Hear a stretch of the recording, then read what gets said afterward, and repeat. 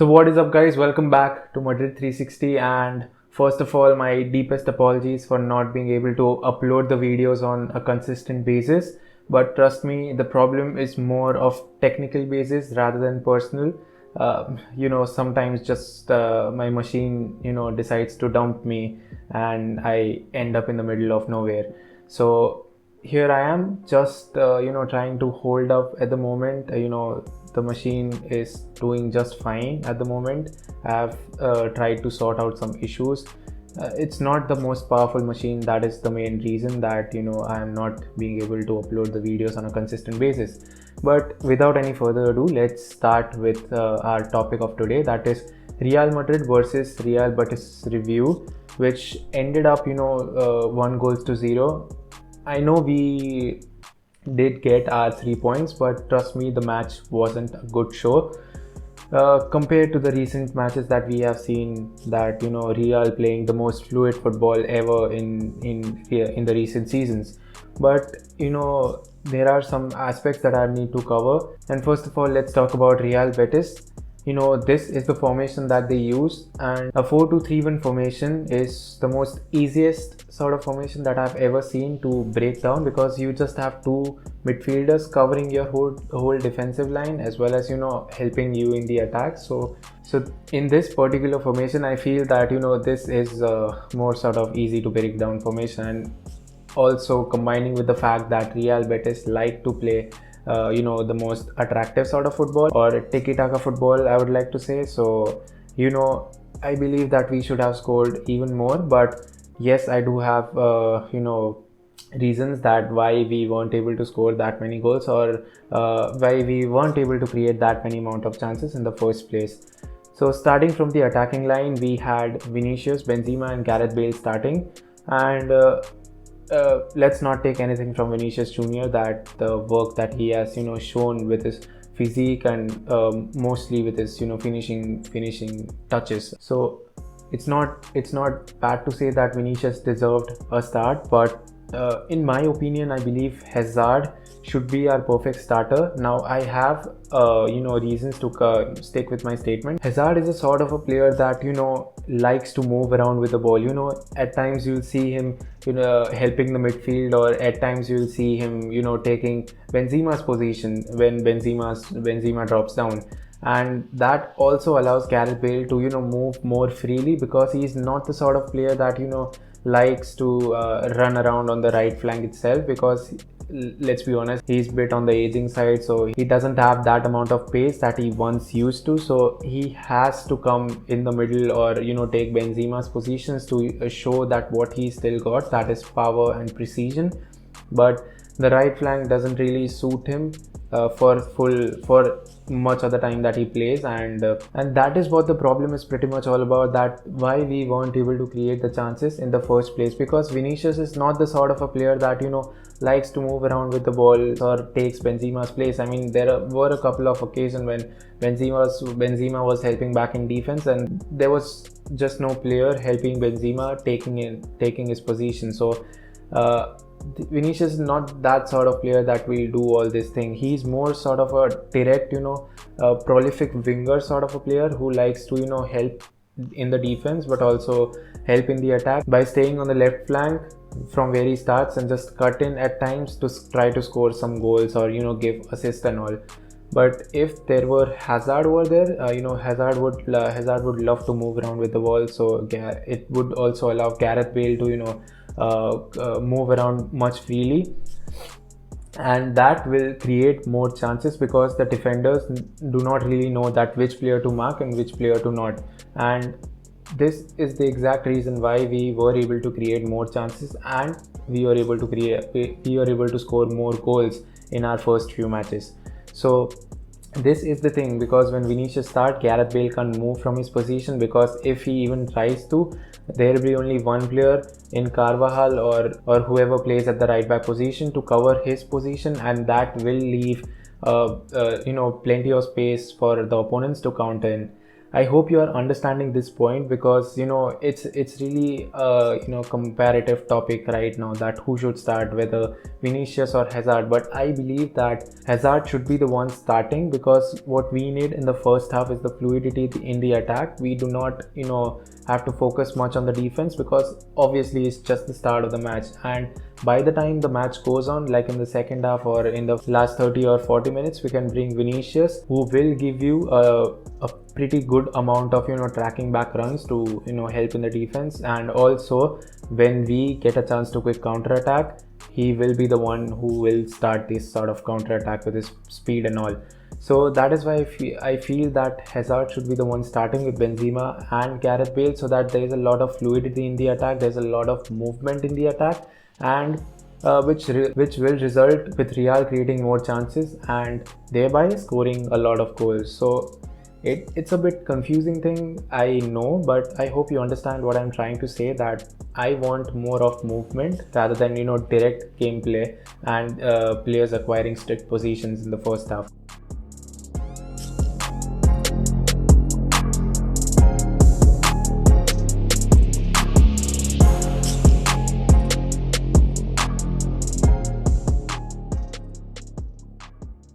So I think that Ancelotti will try to solve it, because the first half that Real Madrid played wasn't that satisfying. Though we had our share of moments, but we didn't create any sort of clear-cut chances. And if I talk about Real Betis, yes, their counter attacks were really good at times. I thought that they might just go on to score 2 or 3 goals, if not for the heroics of Courtois. He not only stopped a beautiful free kick taken by Fekir, but also saved us on quite a number of occasions. So many thanks to him. Now let's talk about our midfield. So this has been quite a questionable area, since Luka Modric and Toni Kroos were out because of injuries. Many of you might believe that this midfield is not performing good, but I do have a perfect reason to answer these sort of questions, that why our midfield is not able to perform and will never be able to perform with these players. It's because of the players that we have available in the midfield sector. There's one area in which Isco starts and one area with which Valverde starts. So the problem here is both the players are very different from each other. Their style of gameplay is very, very different. They are not able to compensate each other on the gameplay like Toni Kroos and Luka Modric used to. For example, while we are defending, Toni Kroos and Luka Modric will stay close to Casemiro, and that will provide stability to our defense as well. But that is not the case with these players, because in one side there is Isco, who he's not in the best shape. Though he has worked a lot, it's clearly visible, but he's still not in the best shape. So we can't really expect him to defend like Toni Kroos or Luka Modric do. So he's the player that will stay in front, and the only two players we are left with are Fede Valverde and Casemiro. So that is the reason we are facing some instability in the defense. And second thing is, I don't know what is really happening with the other teams, why they want to keep the wet grounds for football match. It's just not good to watch, because the players that like to keep the ball on their feet, run around with the ball, the baller sort of players that we all say, they do struggle a lot. And also it was the case with our defenders also. While running backward, you might have seen Militao and Alaba slipping on a number of occasions. So that was the case with Real Madrid, and also Real Betis also faced the same problem with this slippery surface. I don't know what is really happening with these opponent teams. The commentators also said that there's no need for keeping these sort of wet grounds. It's benefiting no team, not even the home team also. And they also said that this field is deliberately watered by Real Betis's management team. I don't know what they really thought in their mind, but it not only hurdled Real Madrid but also their own team also. So I just only want to see the management teams doing well in their grounds, working well on their grounds. If the fields are dry, both of the team can benefit from that field, and it can help player to perform well.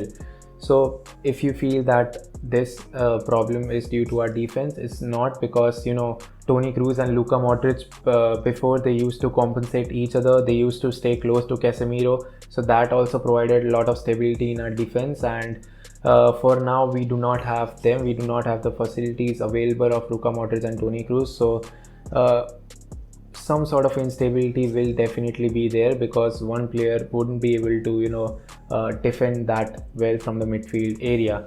But whatever they both are doing, they are doing pretty well, though they are very different categories of player. They still are trying to do, they are still trying to help. I love the intentions of Isco. He is trying to perform, he is trying to show that he still has got the thing that he had previously. He still can perform on the highest level. And in our attack, I believe there's nothing much to change, but I really want to see Hazard starting, just because of that fluidity and the movement that he creates. Even if he doesn't get the ball, his flicks and all his dummies can really help players create a lot of chances. And a great performance by Real Betis as well. They have been good on our recent occasions when we have met. Like, if you want to hear a fact that I have, is we had just won one match before this game in our last 5 meetings with Real Betis. So it's pretty clear that Real Betis is not an easy side to face, and the players like Nabil Fekir and Canales can prove decisive against a team like Real Madrid, who are currently quite relatively easy to break down. And you might have seen the frustration in the players of Real Betis. That is because we were not allowing them to play that tiki-taka football. They were just frustrated because they weren't able to complete their passes. You can see Pellegrini, our ex-manager, also picked up a yellow card, so you can easily assume the frustration that the players and the manager would have had in that match. Because if any team which likes to play tiki-taka football, if you don't allow their passes to work, every player will get frustrated, because they won't be able to create that many amount of chances. And the chances they did create were quite meaningful at times. They were good, but we do have Courtois, the best keeper currently, so there's really not much issue that he will be saving us on quite a number of occasions. What I want is a bit more stability in the defense. The communication between the defenders should be worked upon, because if you look at the individual stats of each player, they are pretty good in every match, but collectively they aren't able to perform, because that's the only thing, right? We have to perform as a unit. Individual performances doesn't matter, it's always like that, but collective defensive unit always matter for a team to win tournaments. We have shown that before. We have won our 1920 season majorly because our defense was so good to protect score lines like 1-0. So this is basically the thing that I want. Attack is going strong. It's just that I really want to see Hazard so badly to start to give that movement along. And midfield, they are pretty hard to work together, but they will do until Toni Kroos and Luka Modric are available for us. And a pretty good fight. It was a decent match, a real test at what we can do in these sort of situations. And I believe in future this side will get improved, with Ancelotti continuously working so hard on the players and on the team collectively.